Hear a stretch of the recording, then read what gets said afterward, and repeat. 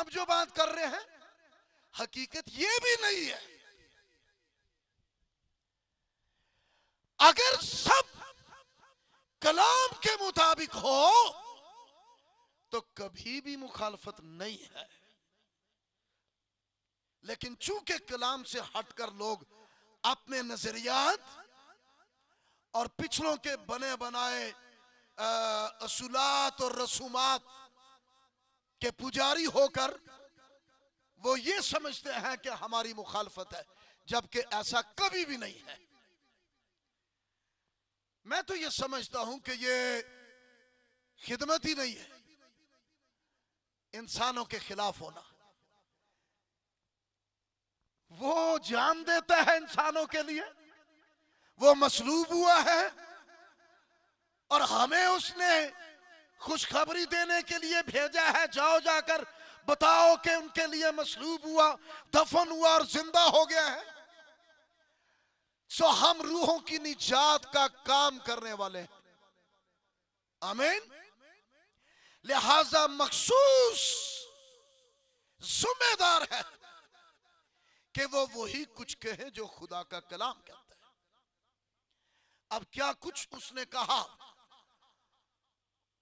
پوری کتاب میں تو بہت کچھ ہے، لیکن آج خصوصی طور پر دوسرا باب ہے. اس باب کا مقصد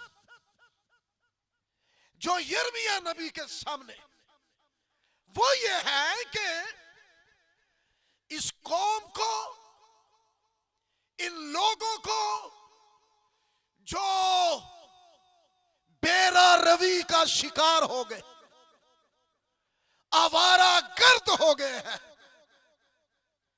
کہتے ہیں کہ ہم یہوہ خدا کے ماننے والے ہیں. لیکن کیا خوب ہے، کیا خوب ہے.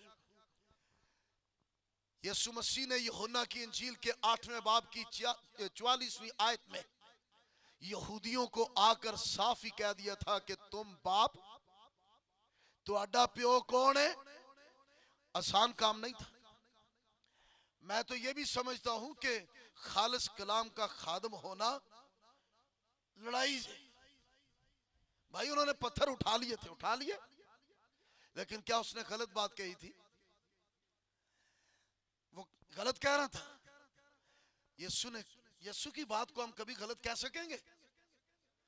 یسوع تو وہ ہے جو فرشتوں کا پڑھایا ہوا نہیں کہ پڑھ، یا انسانوں کا پڑھایا لکھایا ہوا نہیں ہے، بلکہ شرع کے عالموں نے یہ اقرار کیا ہے کہ تو وہ استاد ہے جو خدا کی طرف سے ہو کر آیا ہے. ہیلیلویا. اس لیے پڑھ والا سسٹم ادھر ہے ہی نہیں. وہ ڈائریکٹلی کیا ہو کر آیا ہے؟ استاد. اور کس کی طرف سے؟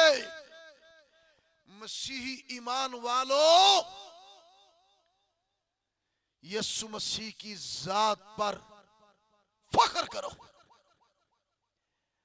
آپ اس کو ماننے والے ہو اور مسیحی دین کے خادم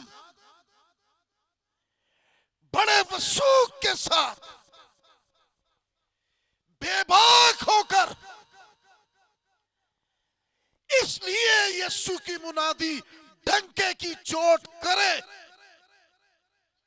کہ یسوع وہ ہے جو خدا کی طرف سے استاد ہو کر آئے. ہم تو اس کا پرچار کر رہے ہیں. ہلیلویا. جو ساری قوموں، قبیلوں، امتوں، اہل زبان اور تمام ادیان کے لیے کیا ہو کر آیا ہے؟ بولو، کیوں رک جاندے ہو تسی؟ کیا ہو کر آیا ہے؟ استاد. تو جو وہ بات کہہ رہا ہے اس کو کون کراس کوسچن کر سکتا ہے؟ اس نے بے شک وہ قومی اعتبار سے لحاظ سے یہودی ہیں، اسی طرح جیسے ہم میں جماندرو سائی ہے، جماندرو سائی سمجھتے ہو نا، ابا بھی سائی، دادا بھی سائی، پردادا بھی سائی، پچھوں لڑی ٹری ہوئی یار سائی دی تے گل بات دی ہے، سائی تے ہے نہیں، کیونکہ سائی ہونچ تے سائی ہونچ فرق ہے یا نہیں؟ سائی تے بتھیرے نے پر سائی نہیں، لیکن کلام کی خدمت اسی لیے یہاں ہو رہی ہے تاکہ سائی سائی نہ رہن بلکہ صحیح ہو جائے۔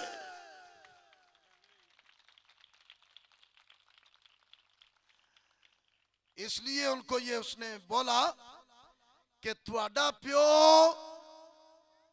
ابلیس او دے پتر ہو، تسی او دیاں خواہشاں پوریاں کر دیو، اگوں کوئی کیڑی بھی حالت چوئے کسی بھی مشن دا نہ لوے پیا، لیکن اگر ابلیس دیاں خواہشاں پوریاں کرن والے ہو تو کون ہے؟ بولا کرے نا ابلیس دے پتر، او دے بیٹے اور بیٹیاں۔ سو دوسرا باب جو یرمیہ کا پہلا واز، پہلا پیغام ہے، وہ ان لوگوں کو احساس دلاتا ہے، اور احساس دلا کر ان کی حالت زار بتا کر ان کی اندھوناک، شرمناک اور نادم حالت بتا کر ان کو جھڑکتا ہے۔ کلام کے خادم کے پاس یہ اختیار ہے، جو خدا کا ہے خادم، وہ جھڑک کر ان لوگوں کی خطاؤں کے بارے میں بتاتا ہے۔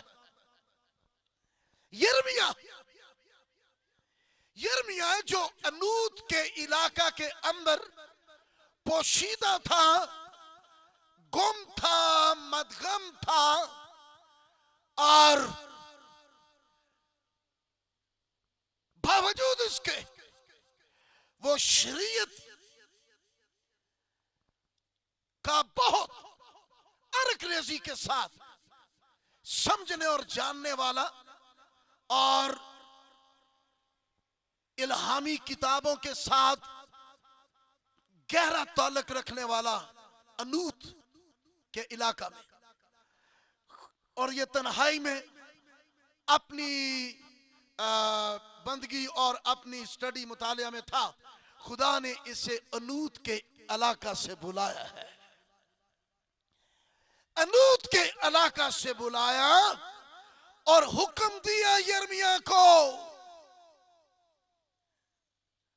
کلام کے خادم خدا کے حکم کے تابع ہیں، ان کو وہ کچھ کہنا ہے جو خدا کہتا ہے۔ اسے حکم ہوا انوت کے علاقہ سے نکل اور یروشلم کے باشندوں کے پاس جا اور ہنگامہ خیز شہر میں جا اور بلند آواز سے ان کے کانوں میں پکار پکار کر کہہ اور انہیں پیغام دے، انہیں احساس دلا، خدا قدیم سے تم پر مہربان رہا، تم اسے بھول گئے۔ قدیم وقت کو یاد کرو، اس ماضی کو یاد کرو۔ خدا قدیم